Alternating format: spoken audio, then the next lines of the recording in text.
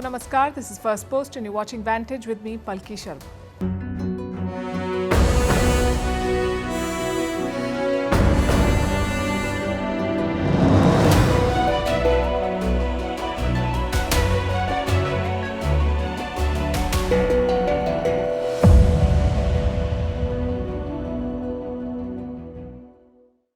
Our lead tonight is about China and how it is sabotaging iPhone manufacturing in India. This is one of India's biggest manufacturing success stories. 20% of all iPhones in the world are now made in India. By the end of 2026, Apple planned to make India its main supplier for iPhones sold in the United States. China is now trying to derail that progress. We will tell you how. Also in focus, is an India-US trade deal coming in the next 48 hours? Is China backing Elon Musk in his feud with Donald Trump? And speaking of Trump, what's with the new pitch that he's made? Make shipping great again. What's the big takeaway from Prime Minister Modi's visit to Ghana? Why an F-35 stealth jet has been stranded in India's Kerala for almost 3 weeks? In Japan, a tiny island has experienced over 1,000 earthquakes in 2 weeks. In the Silicon Valley, it's OpenAI versus Meta. Sam Altman is taking a dig at Mark Zuckerberg for poaching his staff. In Mali, 3 Indians have been abducted amid attacks by a group linked to the Al-Qaeda. And how investors are making money by selling Wimbledon debenture seats. We'll tell you who can get them and how. But first, as always, the headlines. Thailand gets its 3rd Prime Minister in 3 days. The political upheaval began on Tuesday when a court suspended Prime Minister Paetongtarn Shinawatra. The Deputy Prime Minister then took over for 1 day, and today a former Defence Minister was sworn in as the acting Premier. A ferry sinks off the popular Indonesian resort island of Bali. At least 6 people have died. More than 30 have been rescued, but dozens are still missing. No confirmation yet on whether any foreigners were on this ferry. In March, a boat carrying 16 people had capsized off Bali.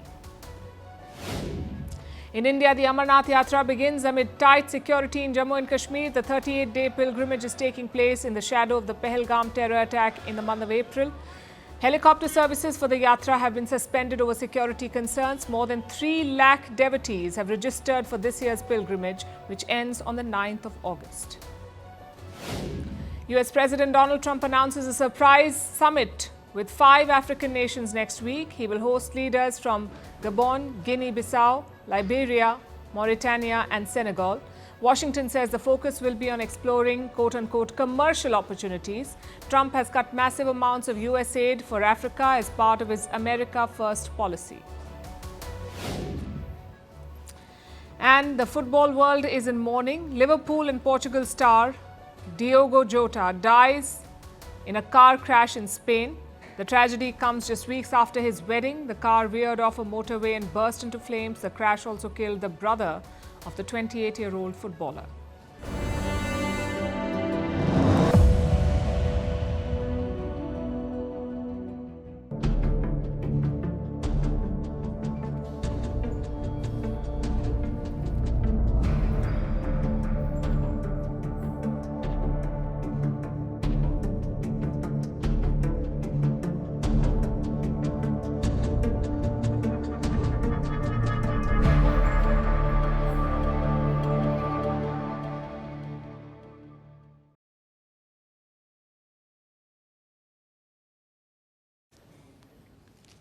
Do you know what is the top-selling electronic product in the world?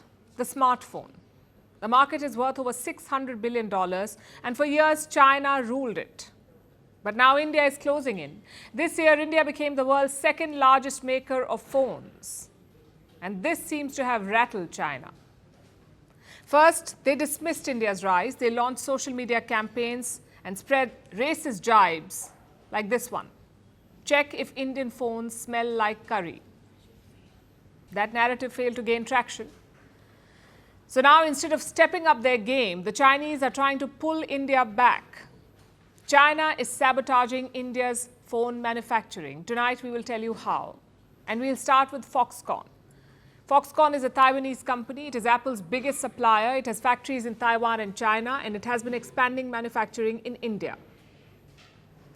Earlier, most Foxconn facilities were concentrated in China. But like everyone else, Foxconn is also diversifying. It is reducing its dependence on China and growing its footprint in India. But now those efforts have hit a roadblock because Foxconn is losing people. It has pulled hundreds of workers from its factories in India. More than 300 of them have left India. 300 Foxconn workers. These were Chinese citizens. They were engineers and technicians. They were working at Foxconn plants in India, the factories that made the iPhones. And why were these Chinese workers here? To help set up Foxconn's new facilities, to share the know-how and to transfer technology. Basically, to enable Foxconn to make more iPhones in India. That's why they were here. But 2 months ago, these workers received orders. They were told to fly back home. The obvious question is why? Why did Foxconn pull so many workers? The company has not explained the decision, but some reports have shed light on what may have happened.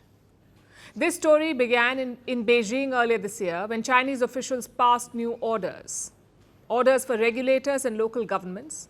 They were asked to curb tech transfers. They were also asked to cut down the export of equipment to other countries. In other words, companies were leaving China and Beijing made it harder for them to leave. And the official instructions were very specific. They named India and Southeast Asia. They basically imposed a shadow ban to stop companies from leaving China and relocating to India and Southeast Asia. And this was not an isolated move. China has done the same with rare earths and fertilizers. Rare earth minerals, as you know, are used to build electronics. Fertilizers are widely used by farmers. China is a top supplier of both. It has not slapped any official export restrictions on India, but it has put indirect barriers. Same with Chinese workers. There is no ban on them working in India. There is no formal restriction on sharing technology with India, but China is still doing it, pulling out people and quietly blocking supplies. Beijing has put in place a silent, informal blockade, and the target is very clear: stop India's advance in manufacturing. But how does Foxconn figure in this? Well, it's a tech manufacturing giant. Its biggest facility is still in China. Beijing's blockade will slow down the training of their workforce. And if China keeps restricting tech transfers, production costs might go up. But the quality of production will not be impacted. Foxconn is already trying to fill the gaps. It is bringing in workers from Taiwan and Vietnam to replace the Chinese workers who have left. So this will be a short-term challenge. But it exposes China's larger design. It shows how China is trying to scuttle India's rise as a global manufacturing hub. As multinational companies try to deleverage from China as they seek alternatives, India is emerging as a compelling option, and that reality does not sit well with Beijing. So it is building a walled garden around its factories, its equipment, its supplies, and most importantly, its copied know-how. China is doing the same thing that it accuses the Americans of doing. It is sabotaging competition. The global economy is deeply integrated, and no country can grow or prosper alone, isolated from the world. Cooperation is the inevitable choice for development. In times when the global economy faces difficulties, what we need is not the law of the jungle, where the weak fall prey to the strong, but cooperation and mutual success for a win-win outcome. The global economy is deeply integrated. No country can grow or prosper alone. Cooperation is inevitable. These are the words of Chinese Premier Li Qiang. He said it last month to lecture the US. Last year, Chinese President Xi Jinping said something similar at the G20 summit. Let me quote from what he said. There should be more bridges of cooperation and less small yard high fences, so that more and more developing countries will be better off and achieve modernization. Again, this was aimed at the West. But when it comes to India, China is guilty of the very tactics it loves to criticize. Let's not forget, China was once the biggest beneficiary of globalization, but now they're weaponizing it, not to grow, but to undermine India. The hypocrisy is hard to miss, and so is the message to New Delhi. India cannot depend on Beijing for imports Not anymore. It must build alternatives. It must invest in manufacturing and seek trade partners who do not turn competition into sabotage. Because China has proven it is not a partner, it is a risk. Tariffs give our country protection against those that would do us economic harm. And so we're going to be announcing very shortly tariff.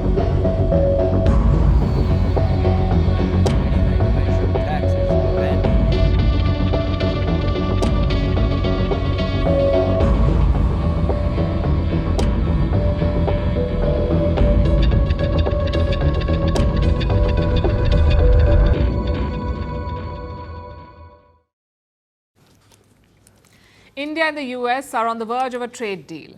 Reports say it could be signed in 48 hours. If true, it is significant. The US is India's largest export market, so New Delhi was keen to avoid Donald Trump's tariffs. And after months of talks, there could be a deal. Not a full trade deal yet, but an interim agreement.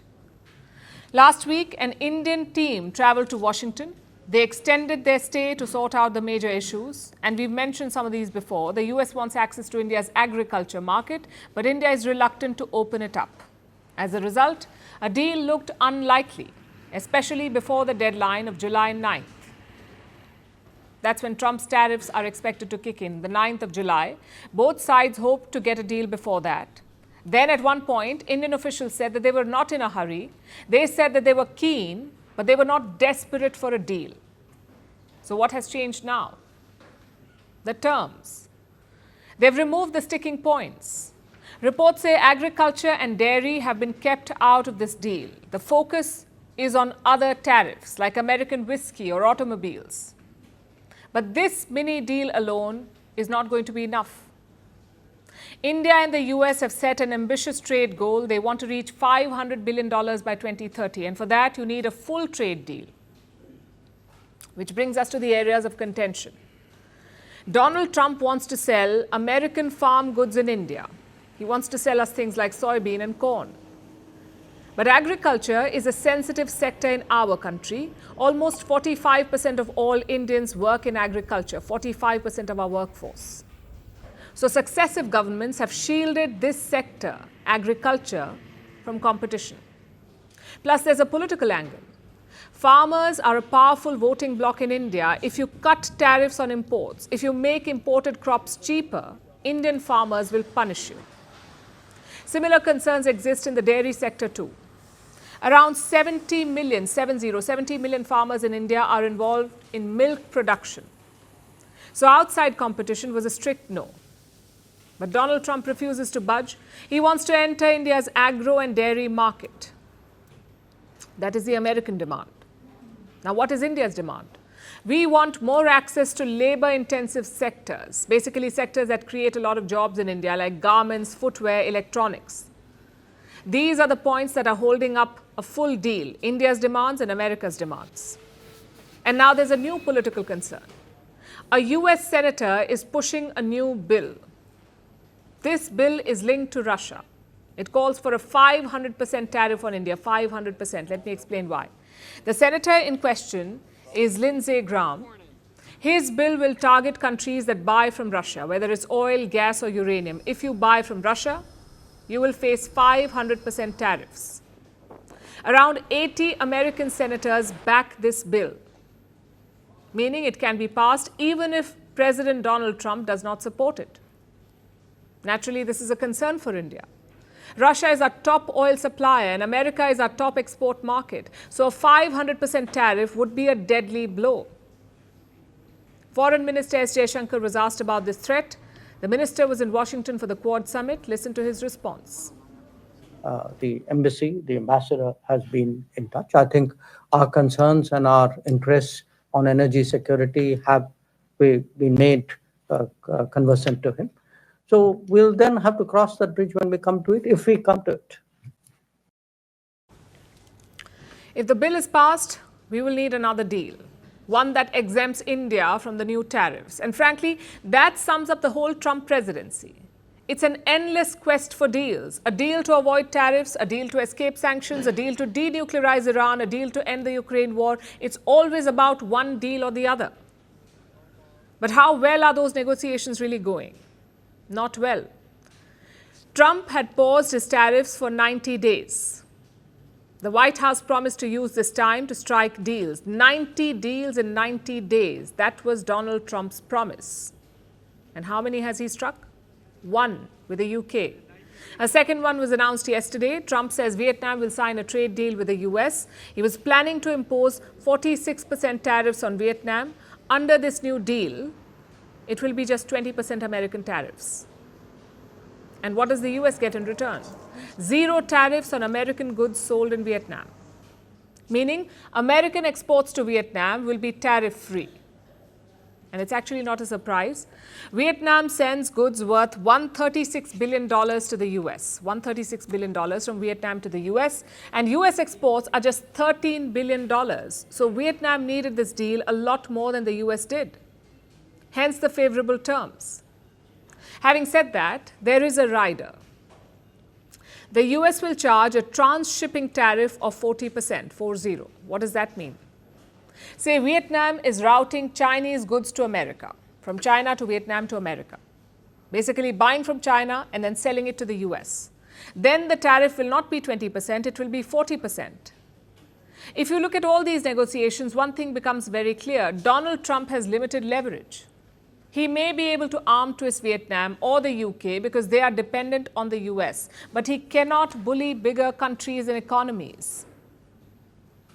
And there's no problem in chasing deals, but you must come from a place of trust and understanding. Threats and coercion may not work.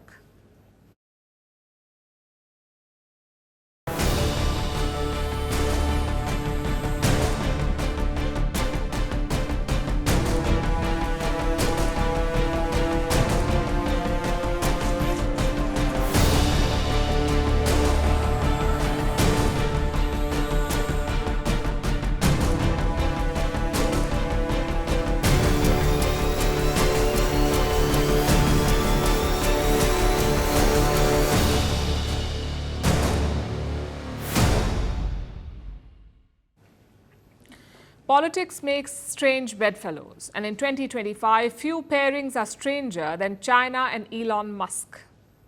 We told you about a feud yesterday between Donald Trump and Elon Musk. They were once BFFs. Now the two are battling over Trump's new bill. Musk wants his own new political party. Trump is looking to deport him, and China has taken a side in this fight. China is backing Elon Musk. I know it sounds strange when you hear it. We are talking about one of the most tightly controlled states in the world, yet they are rooting for a chaos-loving billionaire. Beijing has turned him into something of a folk hero. Look at Weibo. Weibo is a Chinese social media platform. A new hashtag has gone viral on Weibo. It says hashtag Musk wants to build an America party. This is the hashtag. And this has over 37 million views on Weibo. And the comments are also positive. One user says there's a lot of potential for this new party. Another said, and I'm quoting, "Brother Musk, you've got over 1 billion people on our side backing you." I'll repeat that for you. He says 1 billion Chinese are backing Elon Musk against Donald Trump. So what exactly is going on here? Why is China cheering Elon Musk's idea to float a new political party? Why are Chinese netizens rooting for Elon Musk?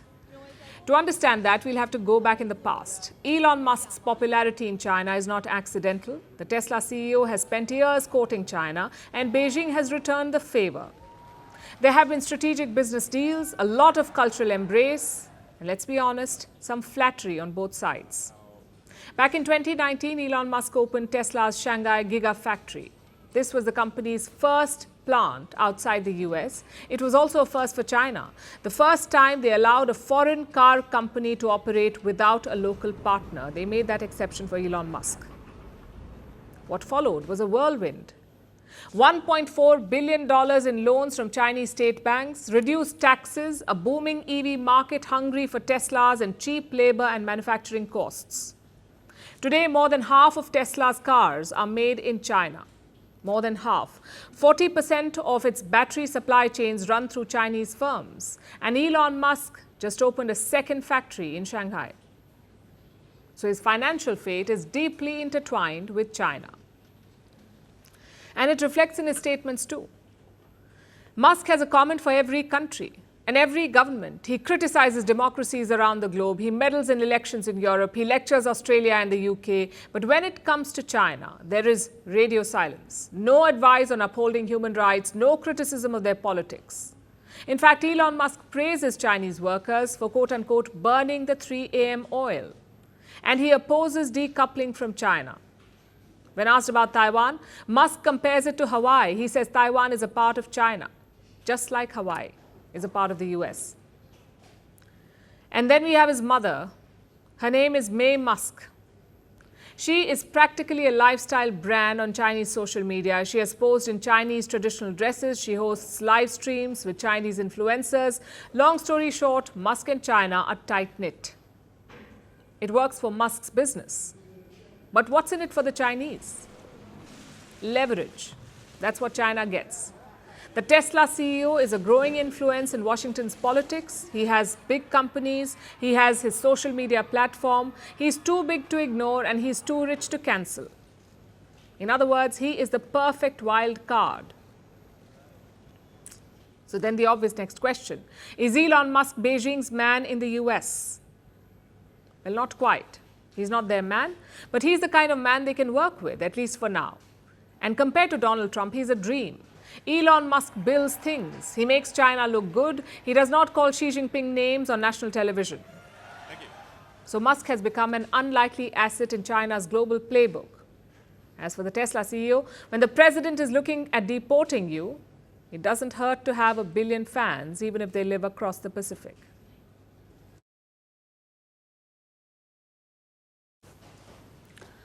What makes a global superpower? Is it a huge economy? Is it a large army? Or maybe a strong leader? It's hard to pinpoint a single factor, but in the past, all superpowers have had one thing in common: a great maritime fleet.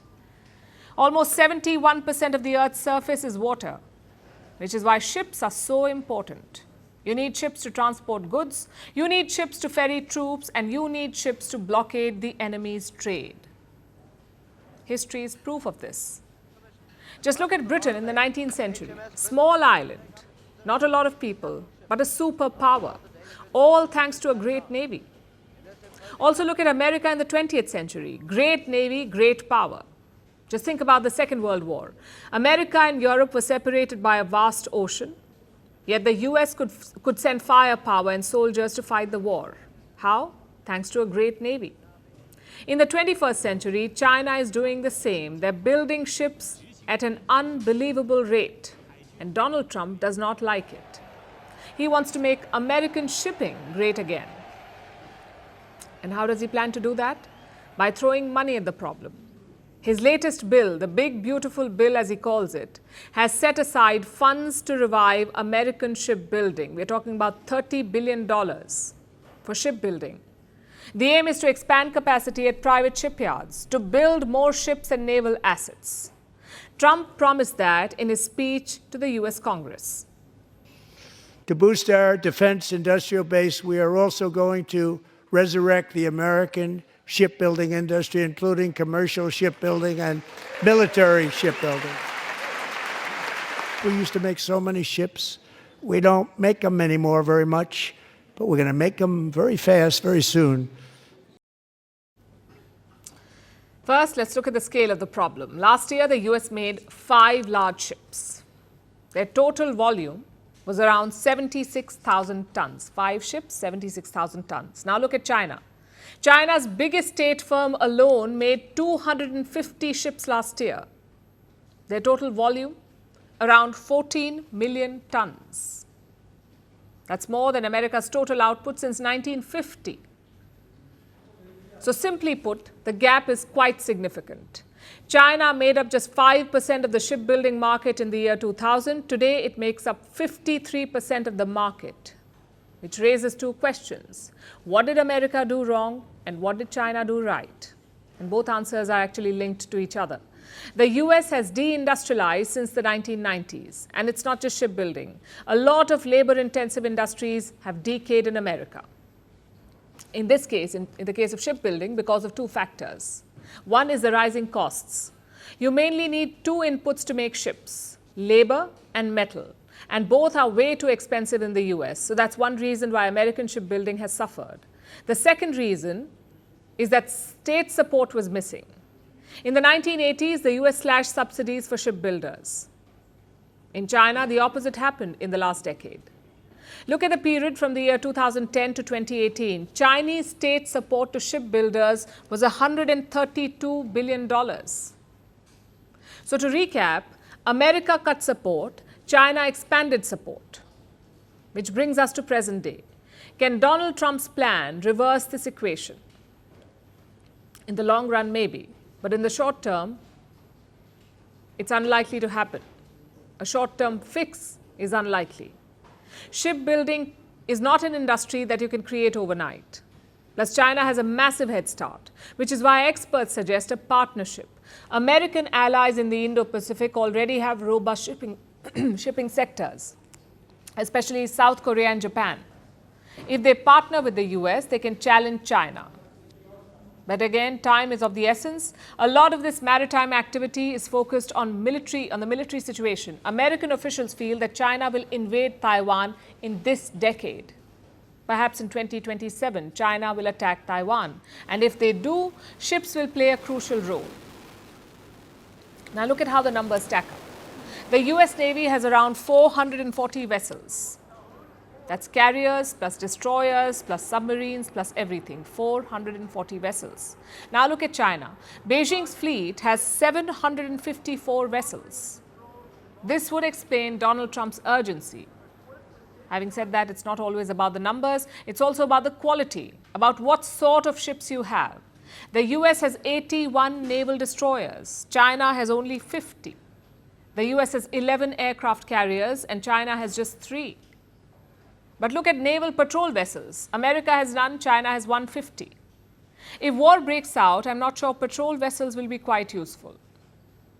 So this race is a lot more complicated than just numbers.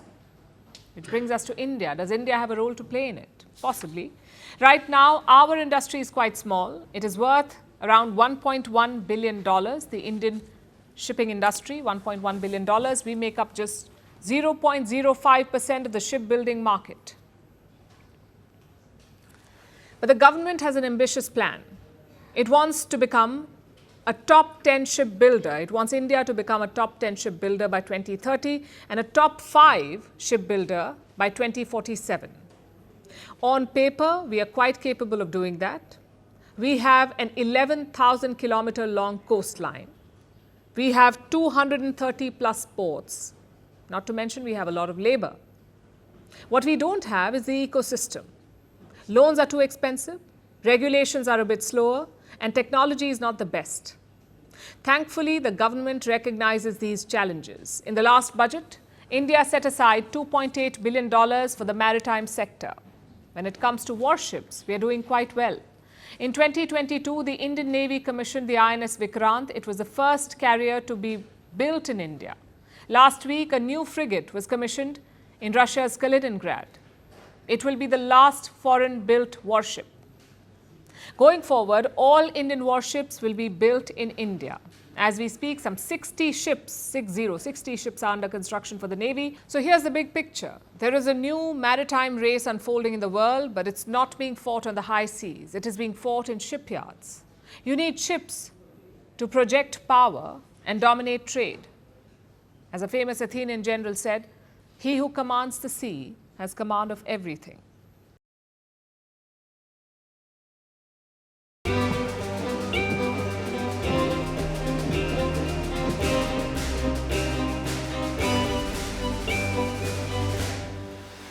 Shri Narendra Modi, the Prime Minister of the Republic of India, in this August House.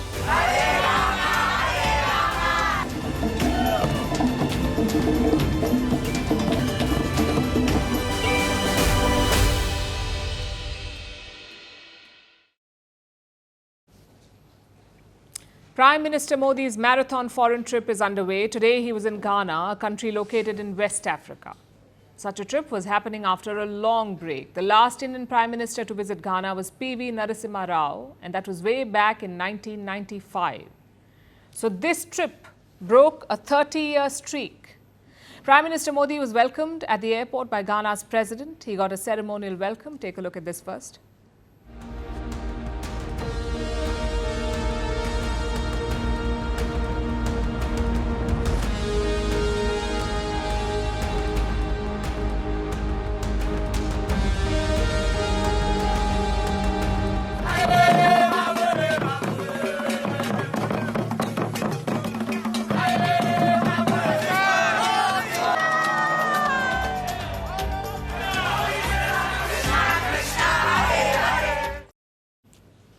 Then it was down to business. Ghana gave its highest national honor to Prime Minister Modi, the Officer of the Order of the Star of Ghana.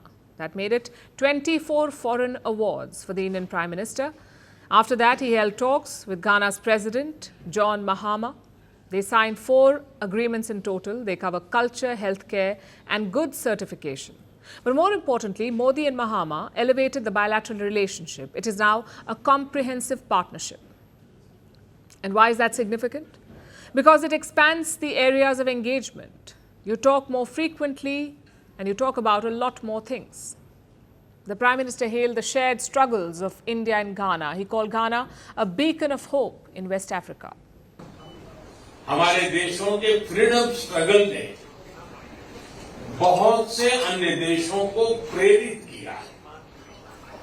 आज भी पश्चिम Africa में घाना एक जीवंत लोकतंत्र के रूप में अन्य देशों के लिए बीकन ऑफ होप है। फ्रेंड्स, हम दोनों ग्लोबल साउथ के सदस्य हैं और उसकी प्राथमिकताओं के लिए पूरी तरह प्रतिबद्ध है। Voice of global south summit में उनकी सकारात्मक भागीदारी के लिए हम घाना का धन्यवाद करते हैं। Prime Minister Modi then visited Ghana's parliament. He was welcomed with celebrations outside. Take a look.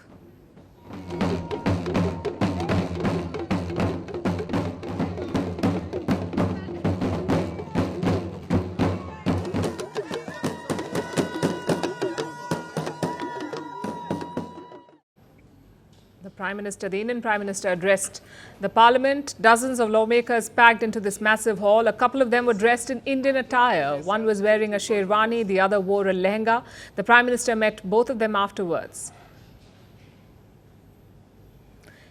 In his speech, Prime Minister Modi highlighted 3 main points: the importance of democracy, the depth of India-Ghana ties, and the future of the global south. He compared the relationship to Ghana's sugarloaf pineapple. Listen in. We built nations rooted in freedom, unity, and dignity. Our relationship knows no bounds. And with your permission,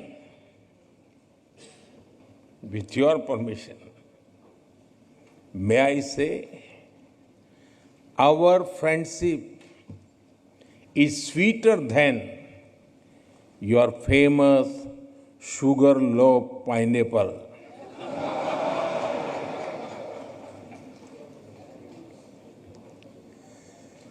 With President Mahama, we have decided to elevate our ties to a comprehensive partnership. The Global South is the main mission. After Ghana, Prime Minister Modi will visit 4 countries: Trinidad and Tobago, Argentina, Brazil and Namibia. All these are Global South countries. Prime Minister Modi is trying to unite and lead them. These countries may have shared interests and concerns, but they do not speak in one voice. India is hoping to change that. And a strategy is slowly taking shape.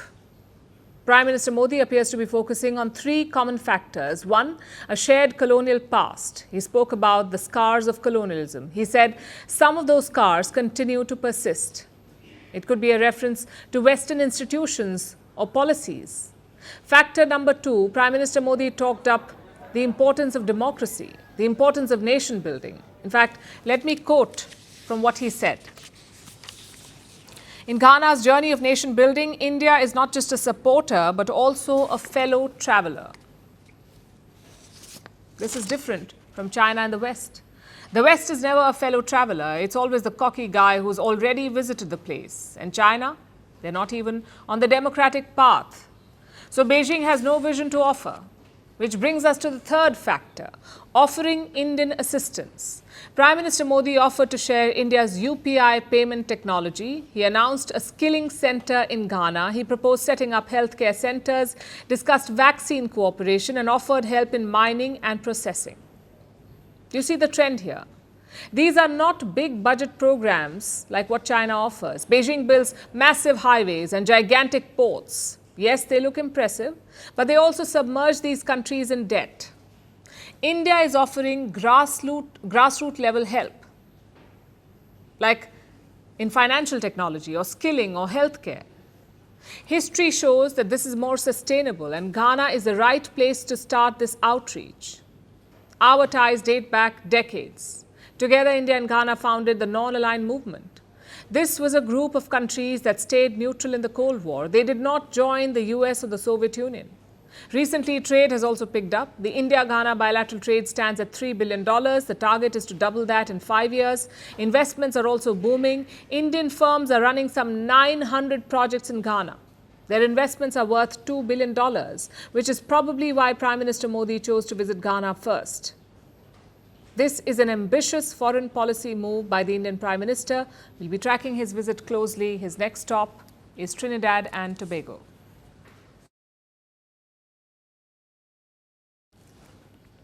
It was supposed to be a symbol of 21st century air dominance. Instead, it is Kerala's most expensive tourist attraction.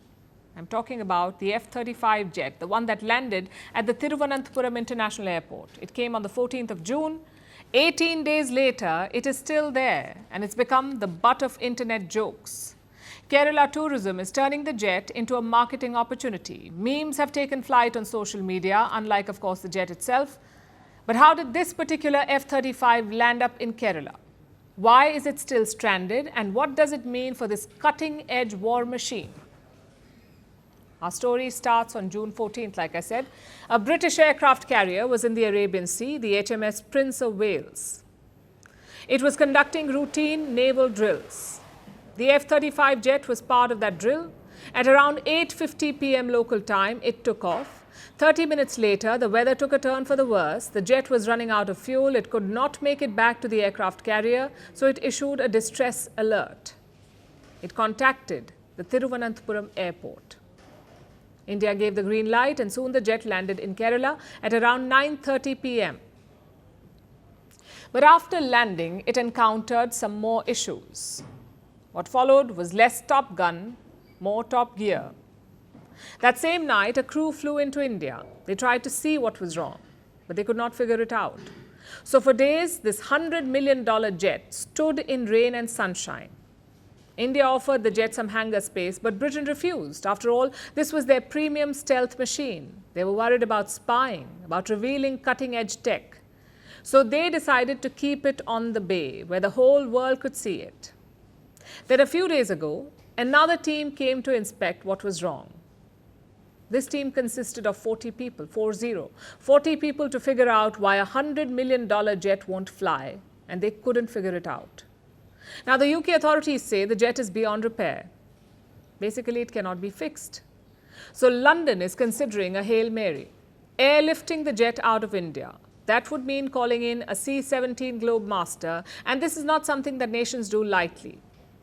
Transporting a fighter jet like cargo is not exactly a flex. But London does not really have an option. They're calling it an engineering issue, typical British euphemism. But experts have their guesses. They believe it could be a problem with the hydraulic system. Either way, the team cannot find a fix because the F-35 is not an ordinary jet.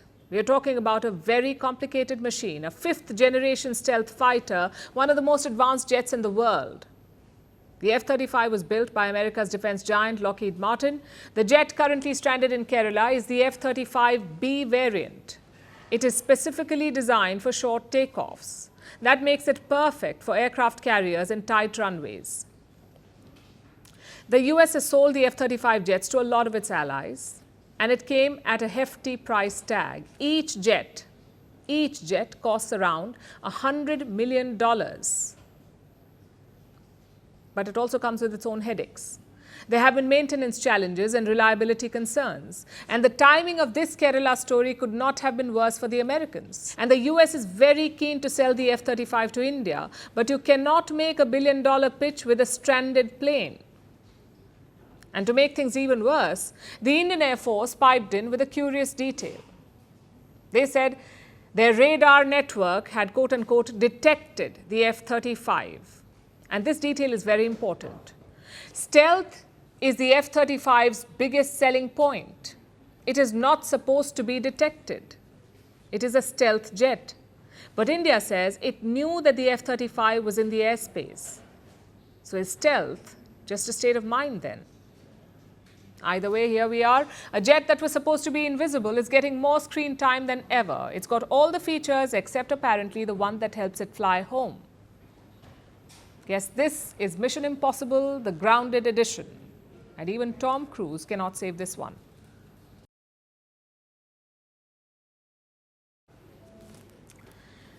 For our next story, let's talk about a tiny island in southern Japan. It's called Akuseki. Just 89 people live there. For the past 2 weeks, they've been shaken by over 1,000 earthquakes. Today, another strong quake hit this island. It measured 5.5 on the Richter scale. Local authorities ordered residents to evacuate for a brief period of time. No major damage was reported, but officials warned that the ground remains unstable. You see, Japan witnesses about 1,500 earthquakes every year. It is prone to tremors.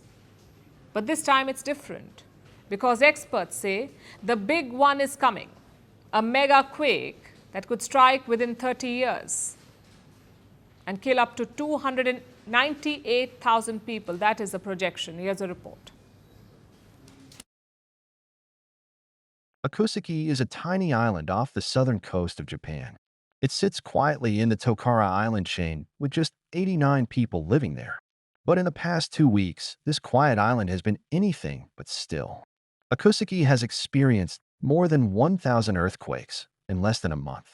Today, another strong quake hit, registering 5.5 on the Richter scale. The day before, a quake of the same magnitude was recorded. Local authorities are taking precautions. Earlier today, they urged all residents to evacuate to a school playground because it's a safe and open space away from buildings and the sea. The evacuation order was later lifted. This was after everyone was accounted for, and no major damage was reported. Officials said there was no risk of a tsunami this time, but they warn that the ground remains unstable. Residents have been cautioned about the possibility of collapsing houses and landslides. Akuseki is just one of 7 inhabited islands in the Tokara chain.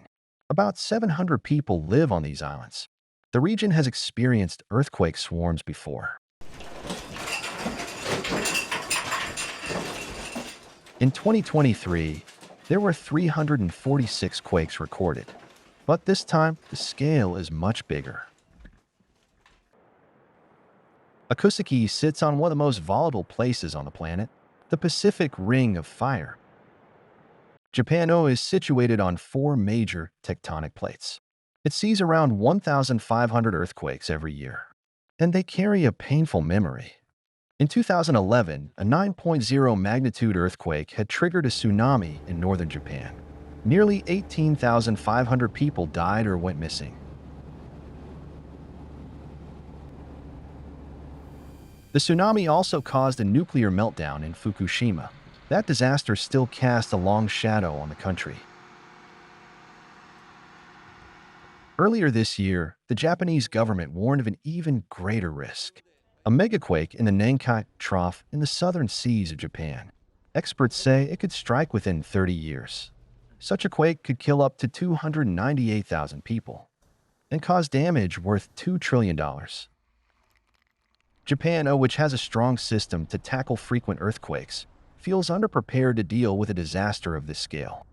Japan remains one of the most seismically active countries on Earth. It accounts for about 18% of the world's earthquakes. The earthquakes in Akusaki are a stress test for the Japanese authorities. The ground continues to tremble there, and the locals remain watchful for what lies ahead.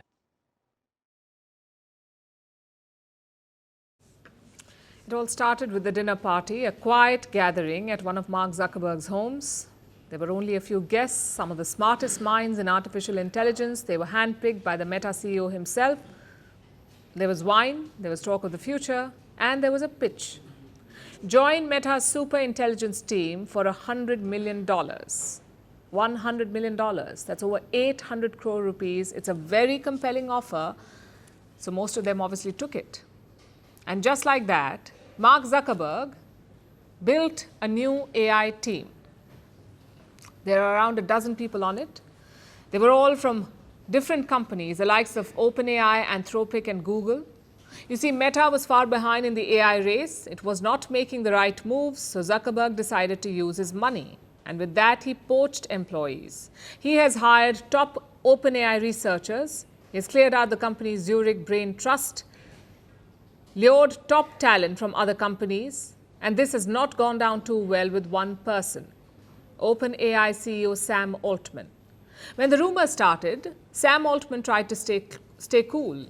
He spoke on a podcast. He insisted that OpenAI's top talent was not leaving. He said Meta would have to try harder.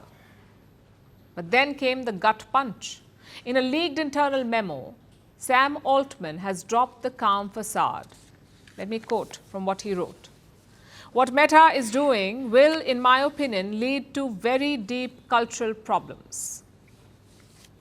And he did not stop there. He further wrote, and I quote, I am proud of how mission-oriented our industry is as a whole. Of course, there will always be some mercenaries. So Sam Altman is making the distinction quite clear. OpenAI are the missionaries, Meta are the mercenaries. In the end, the choice is for the employees to make. But here's the thing. You can look at artificial intelligence as a mission, but when someone dangles $100 million, even the most principled minds start to waver. So here's the million, or should I say $100 million question. Can you buy top talent and super intelligence? And should you? The answer to the first question is a yes. As murky as it may sound, tech is full of stories where the biggest wallet won. Microsoft, Google, Apple, they've all poached talent, they've all copied ideas and outspent rivals. Steve Jobs once famously said, good artists copy, great artists steal. Zuckerberg himself built Facebook by lifting elements. He cloned Snapchat with Instagram stories. He borrowed TikTok's playbook to launch Reels. But this is not just another cool filter. The goal of Zuckerberg's new team is to achieve AGI, Artificial General Intelligence. AGI is the most powerful technology in human history. They say it could cure diseases, reshape economies, maybe even outthink humans entirely. And when the goal is that ambitious, is money enough? Also, Altman is right about one thing. Culture does matter. It's easy to think of engineers and scientists as cogs in a machine. Move one from OpenAI to Meta, and they will do the same job, right? But AI research is often driven by values. The best teams are not always the most expensive ones. They're the ones that are the most cohesive. And Meta has its own demons to battle here. Although Zuckerberg is hoping to change that, he's keeping his new employees close. In fact, he's rearranging their desks to make them sit near him. So at the end of the day, this is a clash of visions. Zuckerberg believes it is a money issue, so he's throwing money at the problem. Altman believes you cannot buy greatness, that culture, trust, and values matter more than cash, which is, by the way, also a little rich coming from him, given that his own board fired him and then he wrestled his way back to the company. So the real question here is not which team wins. It is that if machines outthink us, will they even care how they were built?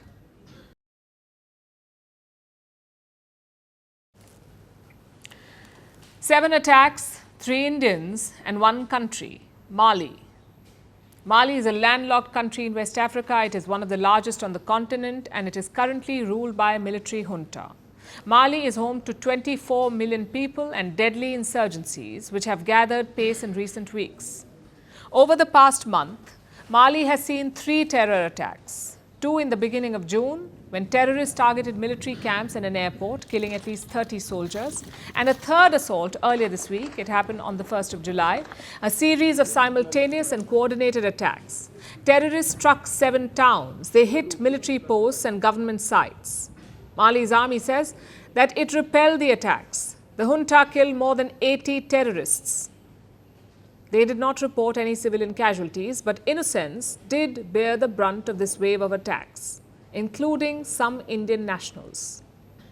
Now, this may surprise some of you, but Mali has a small community of Indians, about 400 of them.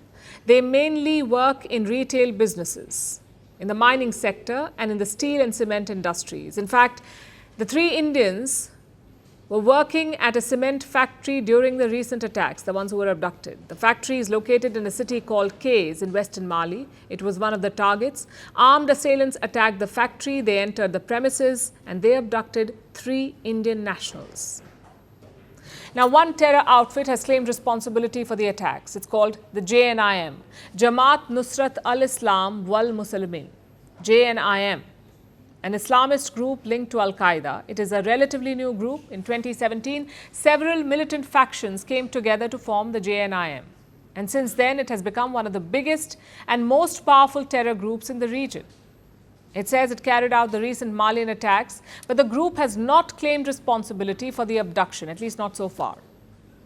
India, of course, has condemned the abduction. It has called on Mali to ensure safe and swift release of the hostages. India has an embassy in this country, in the capital, Bamako. It is coordinating with local authorities. It is communicating with families of hostages. The Indian government has also issued an advisory for all Indian nationals in Mali. They are advised to stay vigilant and remain in close contact with the embassy. So India has boosted efforts on multiple levels. But this incident is a worrying sign, not just for Mali or India, but for the whole world. You see, Mali has been racked by a deadly Islamist insurgency for years now. Since 2012, militants have swept into the country, captured towns and destroyed homes. Then in 2020 and 2021, there were back-to-back coups. The military junta seized power, it overthrew the civilian government, it promised to restore stability, but the very opposite has happened. The Islamist insurgency has only grown, and not just in Mali, but the entire region, the wider Sahel region. The Sahel stretches from the west coast of Africa eastwards across the continent. This area is rich in natural resources like uranium and gold. Despite this, it is mired in extreme poverty, political instability and conflict. Insurgent groups have long vied for control in Sahel, hitting military and civilian targets and killing thousands of people. So much so that the Sahel is called the epicenter of global terrorism. It accounts for over half of all terror-related deaths. And needless to say, this is a global security threat. Many countries depend on the Sahel region for imports of oil, gas or uranium. Thousands of foreigners, including Indians, live in this region. Countries have businesses and factories here. So in a lot of ways, instability in the Sahel means instability for the whole world. But given the region's rapid security collapse, the worst could be yet to come.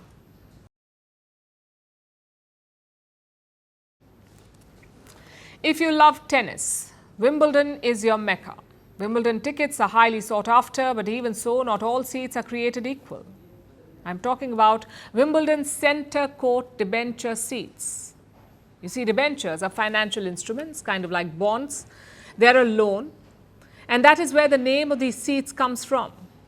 Think of Wimbledon debenture seats as a promise. They guarantee seating for 5 years, along with entry to an exclusive club, with access to VIP lounges, private parking, special viewing rooms, and these tickets, of course, don't come cheap. Debenture seats can cost more than $275,000. $275,000 for seats. Yet their demand is soaring. Few seats are more coveted than them. And now the uber wealthy are buying their tickets only to sell them later for a huge profit. Here's a report.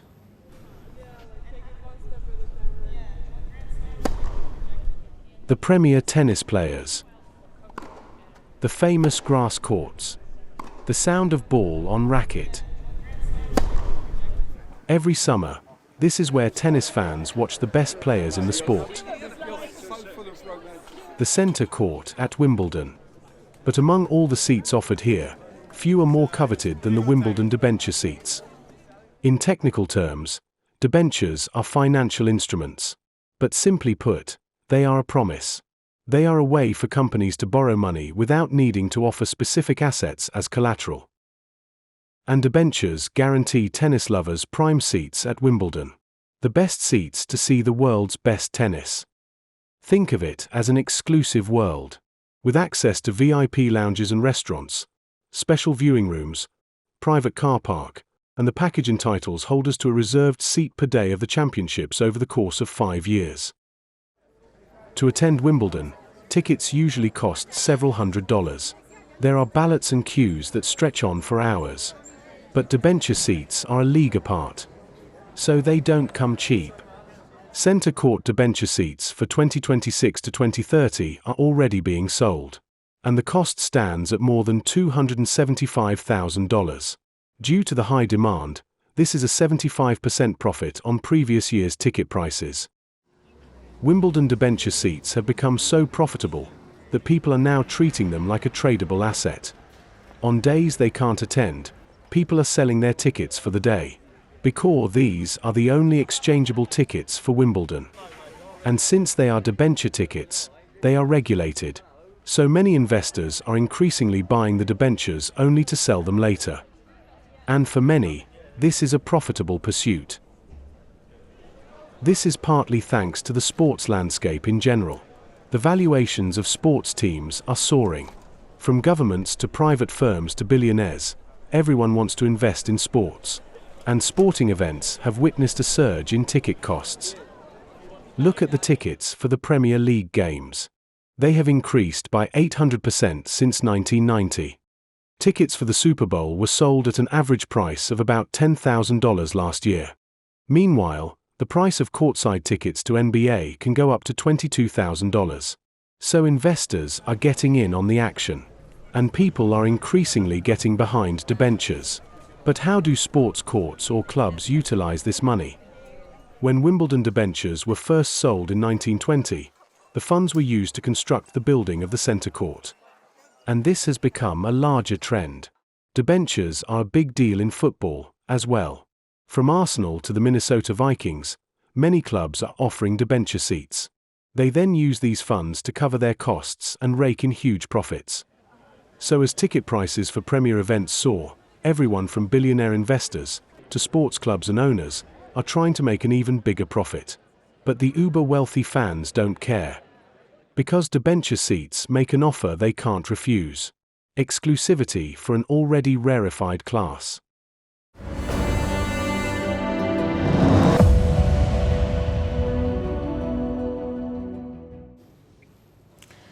The tech world has a new favorite employee. His name is Soham Parekh. And where does he work? Well, a better question is, where doesn't he? Soham was secretly working for multiple tech startups. Nowadays, it is called moonlighting. Now, one of these companies seems to have found out recently and they fired Soham. Since then, other firms have joined in. They too realized that Soham was on their payroll. Now, first of all, kudos for juggling these many jobs. But next time, maybe ask for permission. Of course, the internet does not need any sort of permission. They've already turned Soham into a meme. Take a look.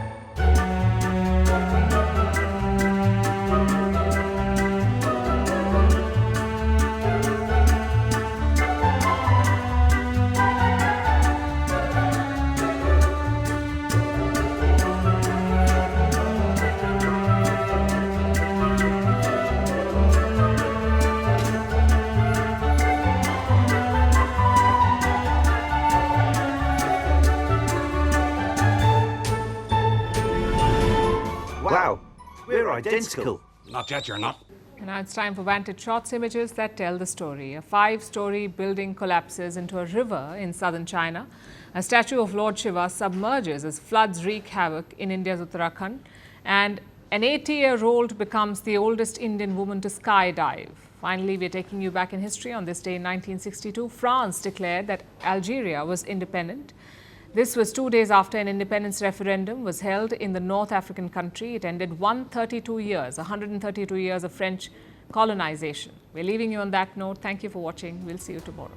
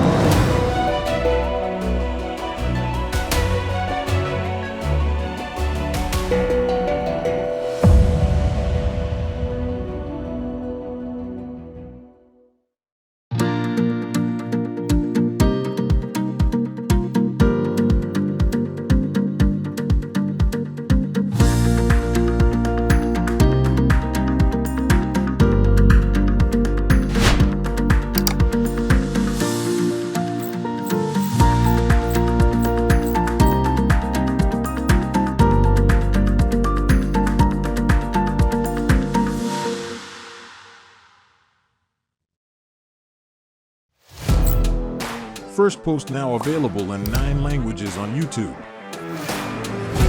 English, Stands at $36 trillion. French, Le FMI, comme German, Geschäftsführenden Direktor, Hindi, $30 trillion ka karjo. Indonesian, Pemerintah tanpa pemeriksaan. Italian, Sekali radikali. Japanese, $4 trilhão. Portuguese, Por causa do próprio balanço patrimonial. Spanish. Beautiful bill. Go to Settings, click on Audio Track and select a language of your choice. Be the first to know what's happening around you in your first language. Firstpost.